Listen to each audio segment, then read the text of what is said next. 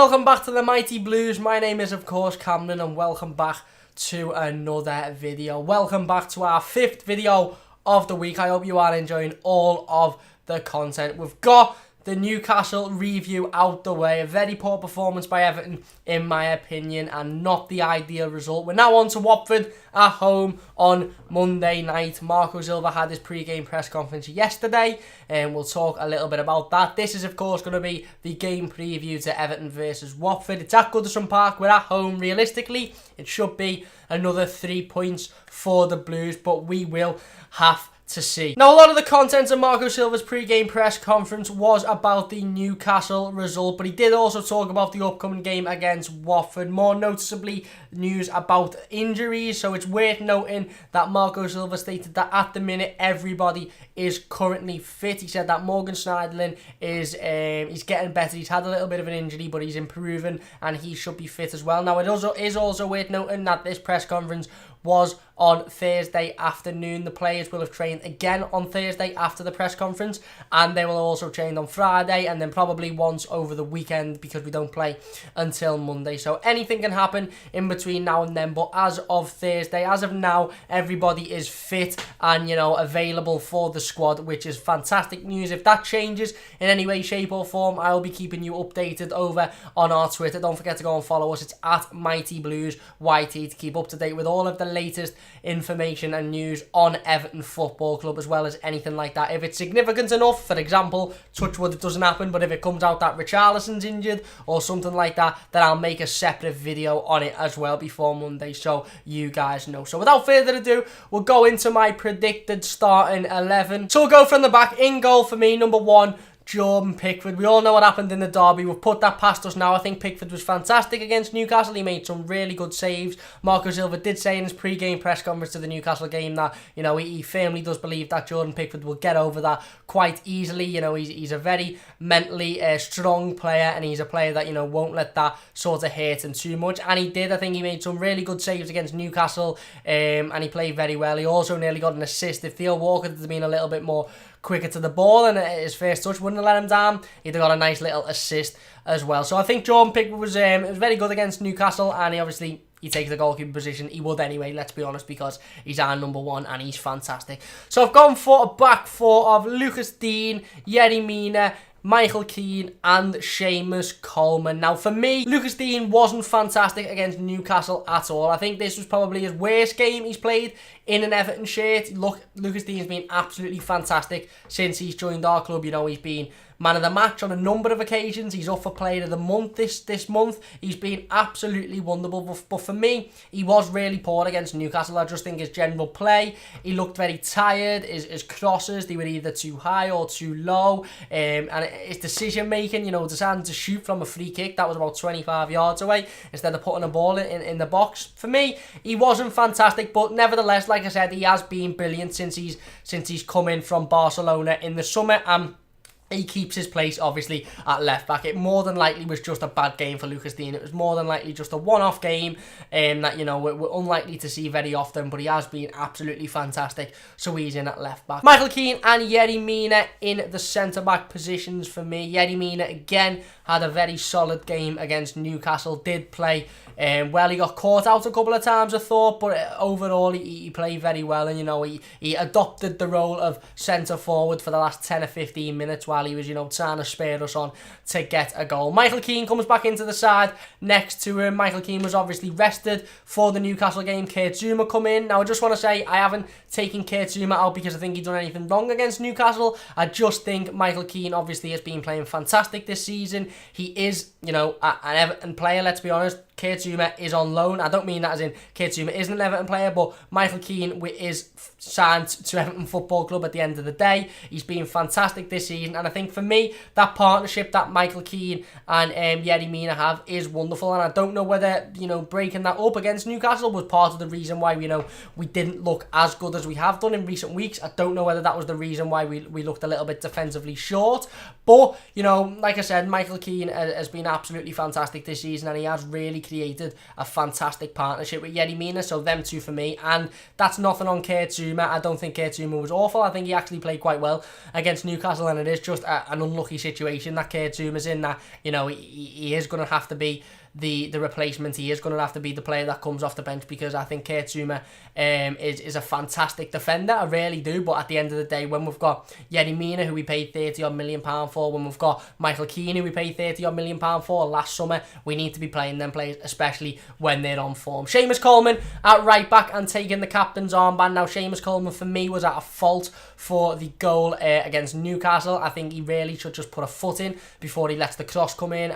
You know, it's one of them, to be honest. You know, you could probably say the ball should have been cleared when it come in the box. You could probably say that, you know, there was a foul on Ademola Lookman. But for me, Seamus Coleman should do a lot better when the lad is running down the wing with the ball. He shouldn't allow him to cross the ball, let's be honest. That just shouldn't have happened. But he still obviously keeps his place. He has been a little bit up and down this season, Seamus Coleman, but he is our captain and he keeps his place in there for me. I've gone for a real switch up in midfield. This is the big change for me. This is the change that I've gone for, that I don't necessarily think Marco Silva will go for. However, I would really like to see. I've gone for James McCarthy in there, sitting next to Andre Gomez. Now, there's a lot of reasons I've gone for this. I think that James McCarthy is a fantastic footballer. Now, Marco Silva has come out on numerous occasions since we obviously see McCarthy feature against Gor Mahia, since we seen him playing for the under-23s as well. Marco Silva has come out and said that he's got a full-strength squad. Everybody is fit. So that, for me, includes James McCarthy. Now, McCarthy hasn't been included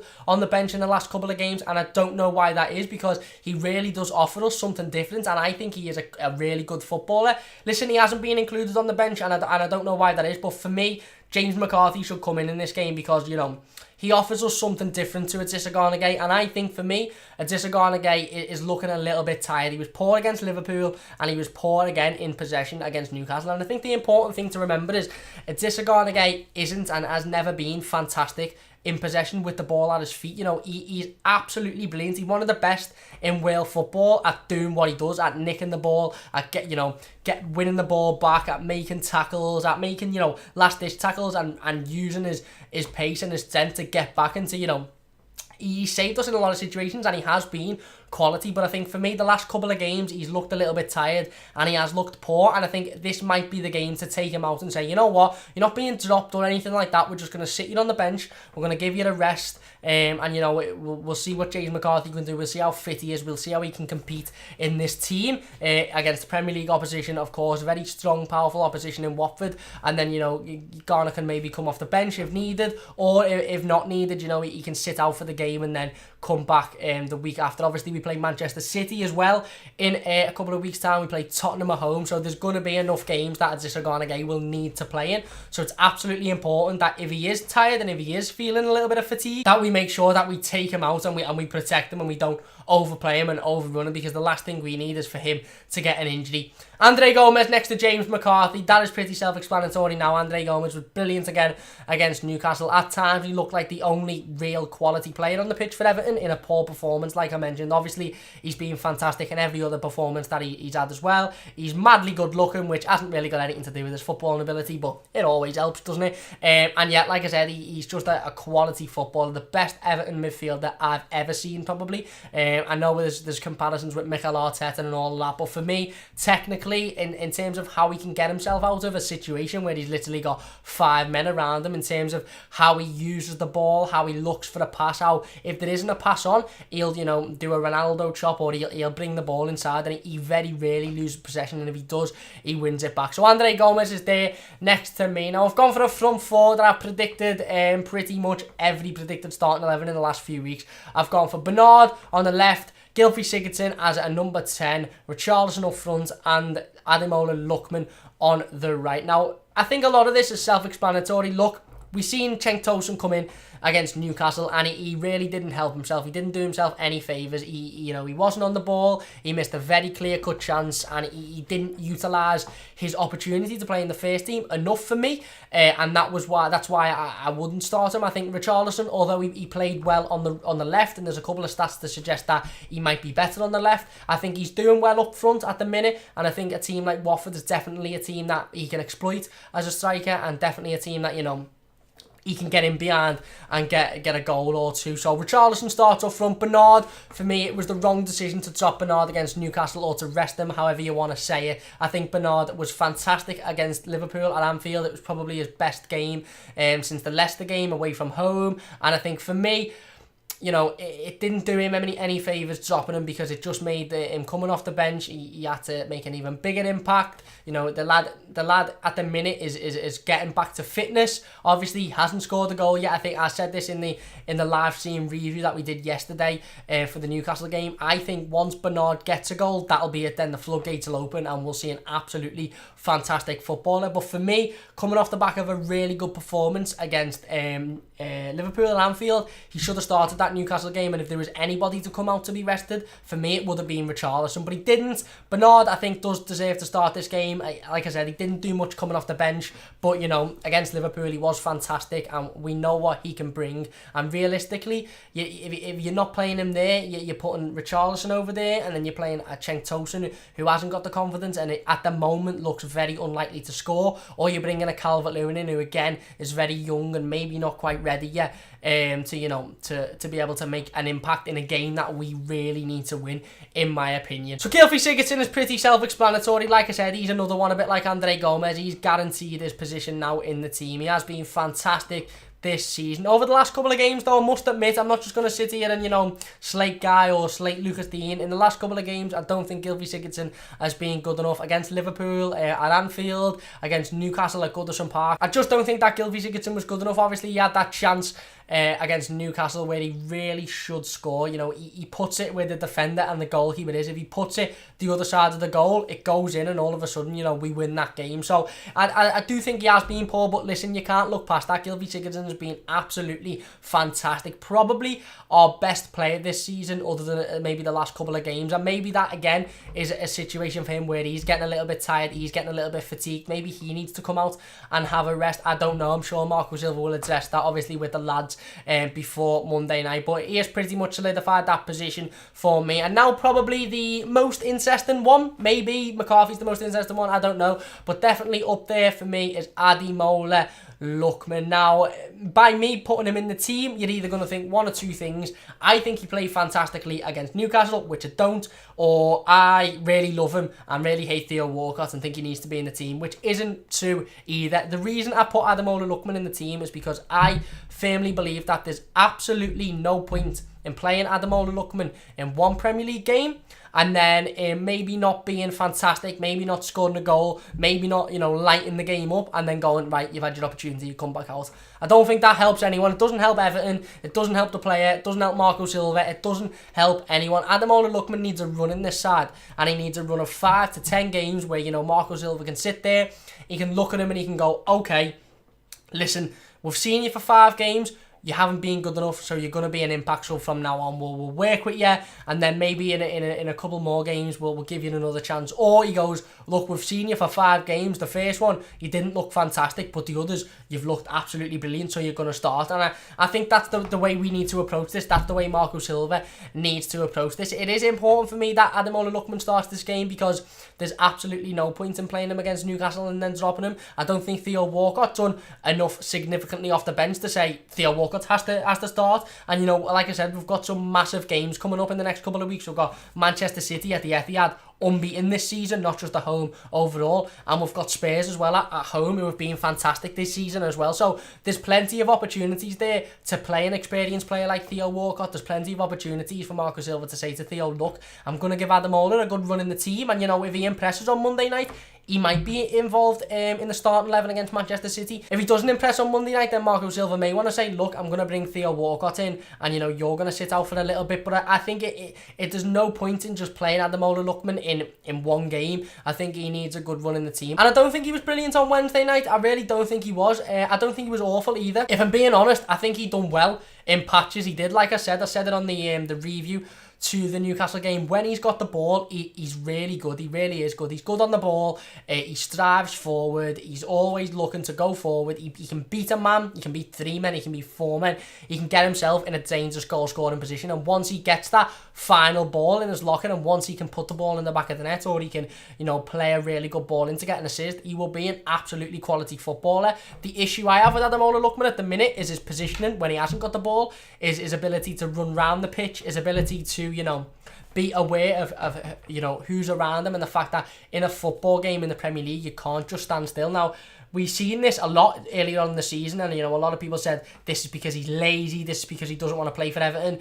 I haven't seen it again yesterday after him doing so well, and after him showing that he wants to play for Everton and showing that he's really going to try his hardest to get in this team. I just think it's a little bit of a lack of concentration. I just don't think when he hasn't got the ball, his mind isn't completely in the game. I think there was too many times yesterday that he had to be prompted to make a run. He had to be prompted to make a move. And I watched him quite closely because the game was pretty boring, let's be honest. And I wanted to see what he could do and what he offered in terms of general game, not just when he's got the ball, not just when we're going forward, not just when we're creating chances, in terms of generally. And I think there was a lot of times where I caught him just standing around and not doing enough moving for me. So a word on Watford. Watford sit in 11th place in the Premier League. 11th place in the Premier League. I don't know why I said it like that. They've had 6 wins, 2 draws and 7 losses so far this season. They are a good, strong team, and it will be a tough challenge at Goodison Park. Listen, this isn't going to be an easy game.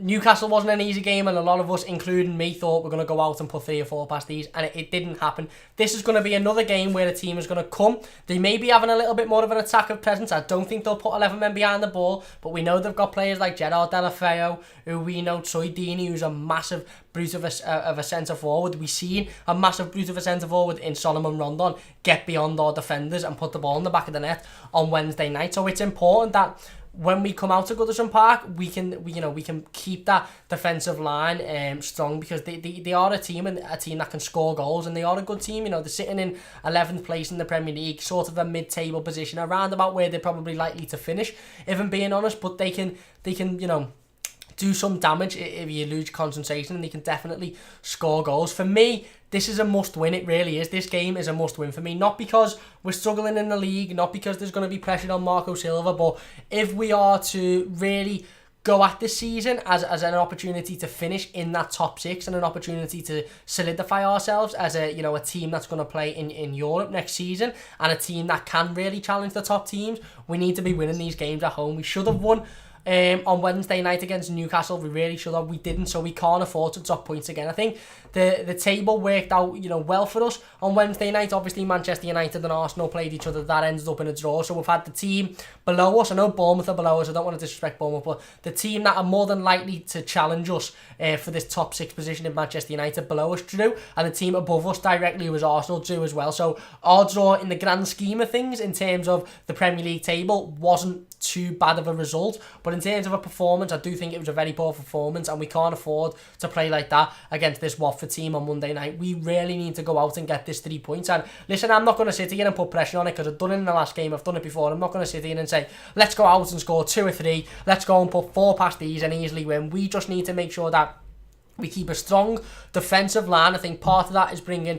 Michael Keane back in and playing him next to Yerry Mina, where he's used to playing against with a player that knows him, a player that they've grown such a really good partnership in that centre of defence while they've played this season, and we need to make sure that we utilise our chances. This is massive. Marco Silva said it in his press conference today. He said, look, we had 2 very good chances against Newcastle and we didn't score them. If we'd have scored them, we'd have won the game. And it's true, we did. And these aren't like half chances. These aren't ones where you think, oh, on another day that'd have gone in. This Gylfi Sigurdsson one, he should have scored it. The Cenk Tosun one, he should have scored it. That's the be all and end all of it. And we need to make sure that, listen, we don't create an awful lot of clear-cut chances, but the clear-cut chances we create at the minute, we're not scoring. You've seen the Mina one against Liverpool, you've seen the Andre Gomez one against Liverpool, you've seen the Tosun one against Newcastle, you've seen the Sigurdsson one against Newcastle. We're not scoring these chances, and we really need to make sure we start putting these in the back of the net, and that starts with Watford on Monday night. When the chances we create on Monday night, we need to score, and we need to make sure that we come away with all 3 points for me. So yeah, it's a massive game for Marco Silva, obviously on the back of a two poor results for me. A poor, disappointing performance against Newcastle, a fantastic performance against Liverpool. Quite ironic actually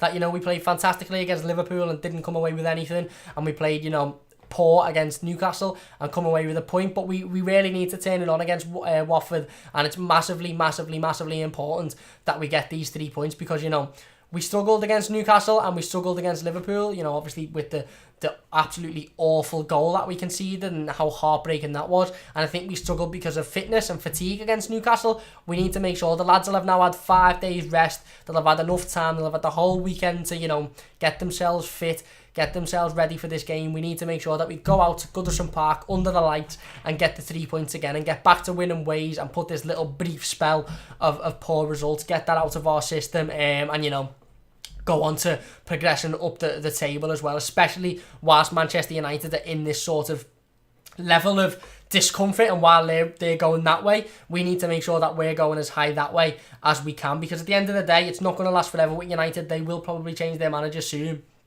and they will improve. It's inevitable, so we need to make sure we're getting the points on the board as much as we can before that happens. And I'm not just going to come on here and speak about Arsenal, speak about Manchester United, but at the end of the day, for me, the main thing is the Premier League table and where we finish this season, and they are the 2 teams that we are battling with, if you like, at the minute. So we need to make sure we put ourselves 1 step ahead of them, and first and foremost, we get the 3 points at Goodison Park against Watford. That's going to do it for this preview. Thank you very much for watching. If you have enjoyed, please do leave a like. Let me know your thoughts in the comment section down below. As always, what do you think about the McCarthy? Do you think that's just a wild, you know, throw out from me? Do you think it's a wild statement? I would like to see McCarthy play. I think McCarthy is fantastic when he plays for Everton. You know, he has got a bad injury record, let's be honest, but I think he offers us something different than Gana Gay does, and I think, you know, with Gana Gay's recent performances, I don't think it would do him harm to, you know, sit a few games on the bench and have a little bit of a rest. So let me know your thoughts on that. Let me know your thoughts on the Ademola Lookman situation. Do you think Ademola Lookman should be given another chance and a good run